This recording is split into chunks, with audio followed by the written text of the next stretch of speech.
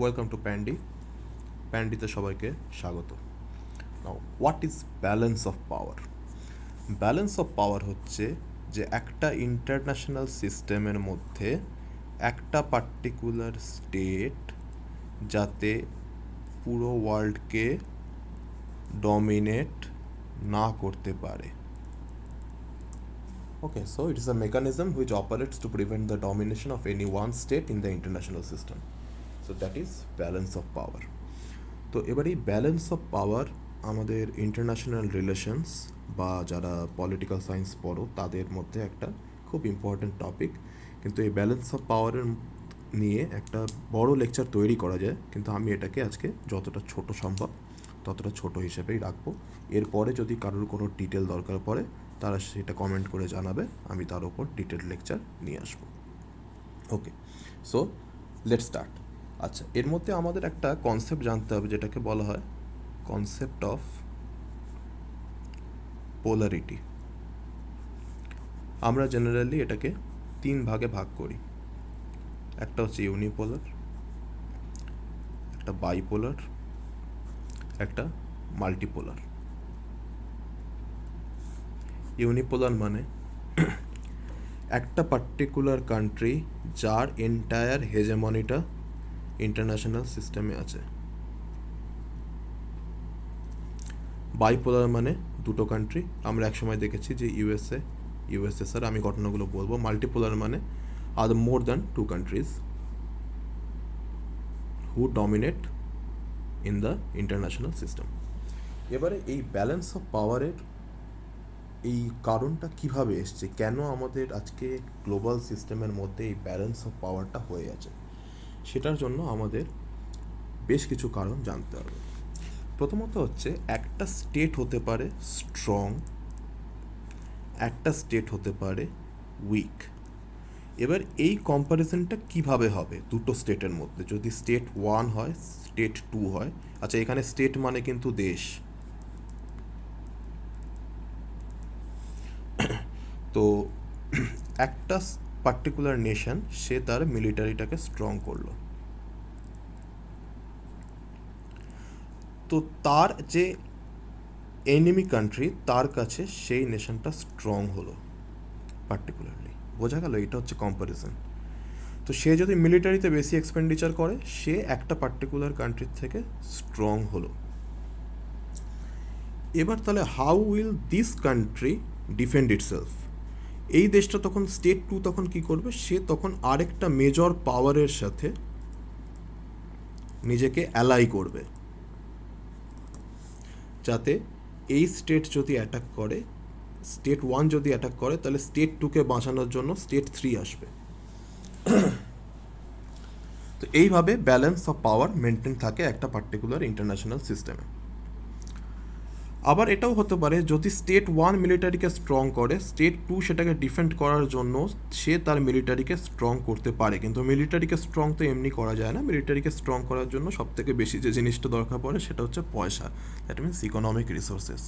তো সে সেটা না করে থ্রু ডিপ্লোম্যাসি স্টেট 3 এর সঙ্গে অ্যালাই করে নিল, যাতে সে স্টেট 1কে ডিফেন্ড করতে পারে in case of any aggression. এটা হচ্ছে ব্যালেন্স অফ পাওয়ার। আচ্ছা, আমি যে পোলারিটির কনসেপ্টটা বললাম, এই পোলারিটির কনসেপ্টটা আমাদের এখানে কি করে এসেছে?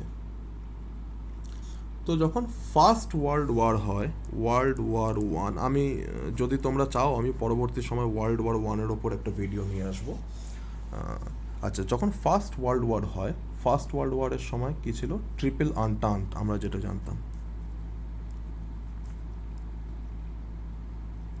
তার মধ্যে ছিল ফ্রান্স, ব্রিটেন, রাশিয়া, ঠিক আছে। ইউনাইটেড স্টেটস জয়েন করে 1917-এ, জার্মানি সারেন্ডার করে 1918-এ। তো ইনিশিয়ালি এই টাইমটার সময় ইউএসএ ছিল সোল সুপার পাওয়ার,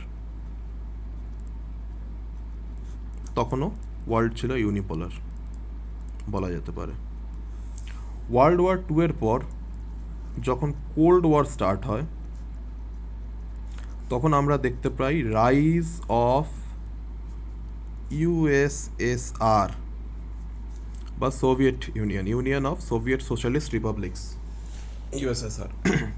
তো তো তখন একদিকে ইউএসএসআর আরেকদিকে ইউএসএ, ফলে রেজাল্ট হয় কোল্ড ওয়ারের, এবং তার মধ্যে imposition of either democracy or communism, সেই নিয়ে একটা লড়াই চলতে থাকে। তখন ওয়ার্ল্ড হয়ে যায় বাইপোলার। 1991-এ ফল অফ ইউএসএসআর হয়। তারপরে rise of China, rise of India, etcetera. তখন ওয়ার্ল্ড হয়ে যায় মাল্টিপোলার। ঠিক আছে, তো এই বাইপোলারের মধ্যে ইউএসএসআর এর সঙ্গে এগেনস্টে থাকে NATO, north Atlantic treaty organization. ঠিক আছে, এনিওয়ে, তো এটাকেই বলা হয় মেনলি ব্যালেন্স অফ পাওয়ার, যেখানে একটা দেশ আরেকটা দেশকে ডিফেন্ড করতে পারে থ্রু ইটস অ্যালাইজ, অথবা থ্রু ডিপ্লোম্যাটিক রিলেশনস, অথবা থ্রু মিলিটারি। থ্রু ইটস অ্যালাইজের মধ্যে অনেক এক্সাম্পলস আছে, যেমন ফিলিপাইন্সের সঙ্গে ইউএসের মিলিটারি প্যাক্ট আছে। যদি কেউ ফিলিপাইন্সকে অ্যাটাক করে তাহলে তাহলে যে ধরে নেওয়া হবে যে সেটা ইউএসের ওপর অ্যাটাক হয়েছে। সেরকম নেটোর কনসেপ্ট আমরা সবাই জানি। যারা নেটোর কনসেপ্ট জানো না, নেটোর একটা অনেক বড় হিস্ট্রি আছে, আমি সেই অনুযায়ী নেটোর ভিডিও পরে নিয়ে আসবো। আচ্ছা, এবং এই ব্যালেন্স অফ পাওয়ারের কিছু থিওরি আছে। ঠিক আছে, ব্যালেন্স অফ পাওয়ারের কিছু থিওরি আছে। একটা, আমি এই থিওরিগুলো ইমিডিয়েটলি বেশি এখন যাব না, এই কারণেই যাব না, আমি যদি এখন এই থিওরিগুলো নিয়ে যাই তাহলে এই ভিডিওটা 50 মিনিট, 56 মিনিট, 1 ঘন্টায় চলে যাবে। ঠিক আছে, তো আমি জাস্ট কনসেপ্টটুকু তোমাদের বুঝিয়ে দিলাম। তো আমি তোমাদের একটা ছোট্ট থিওরি আমি বুঝিয়ে দিচ্ছি, সেটা হচ্ছে ভলেন্টারিজম ভার্সেস ডিটারমিনিজম। সরি, তলা দিয়ে হতো লাইনটা। আচ্ছা,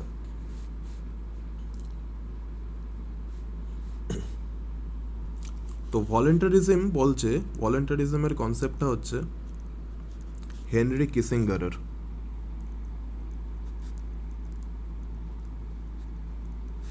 সে বলছে যে যারা স্টেটসম্যান হয় তারাই এই ব্যালেন্স অফ পাওয়ার থিওরিটাকে ইম্পোজ করতে পারে।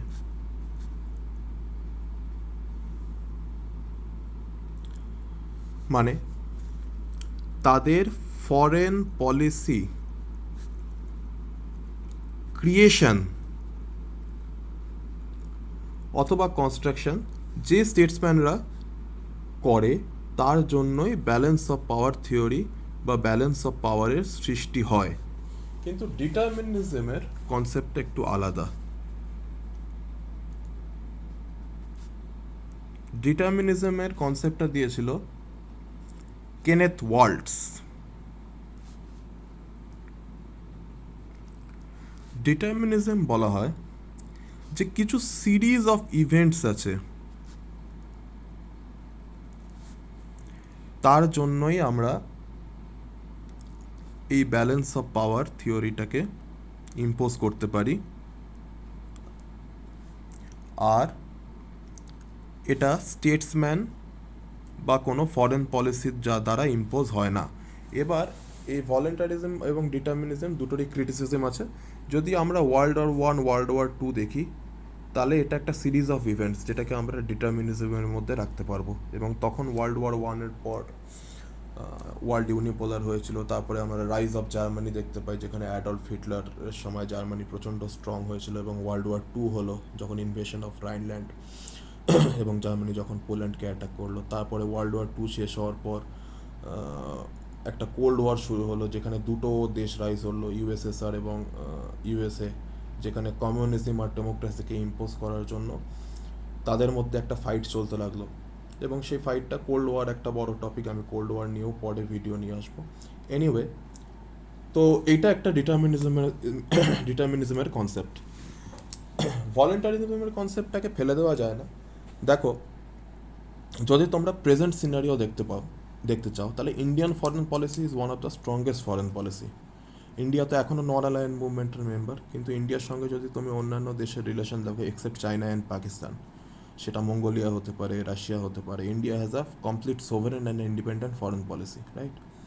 আবার যদি 1971 ওয়ারের সময়কেও দেখো, যে সময় ইউএসএ ইন্ডিয়াকে থ্রেট করেছিল, সেই সময় রাশিয়ার সঙ্গে এতটাই ভালো রিলেশন ছিল ইন্ডিয়ার, বা জাস্ট ফরেন পলিসির কথাই আমি বলছি, যে 1971 ইন্ডিয়া পাকিস্তান ওয়ারে কিন্তু রাশিয়াই সেফগার্ড করেছিল। তো এই কনসেপ্টটা কিন্তু ভলেন্টারিজমের।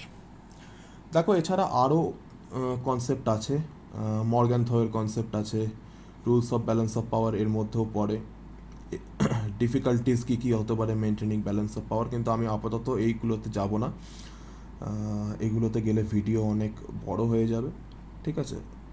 ব্যান্ড ওয়াগনিং কাকে বলে, কালেকটিভ সিকিউরিটি কাকে বলে, হেজিমনিক স্টেবিলিটি থিওরি কাকে বলে। তো তোমাদের আরেকটা ছোট্ট কনসেপ্ট আমি বলে দিই, যেটাকে বলে সফট ব্যালেন্সিং। তো সফট ব্যালেন্সিং মানে হচ্ছে যেখানে একটা দেশ, পার্টিকুলার ওয়ান স্টেট, মিলিটারিলি একটা স্ট্রং স্টেটকে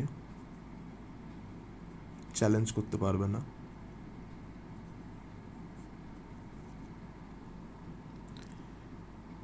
কিন্তু তাদের সেই hegemony, they will break the hegemony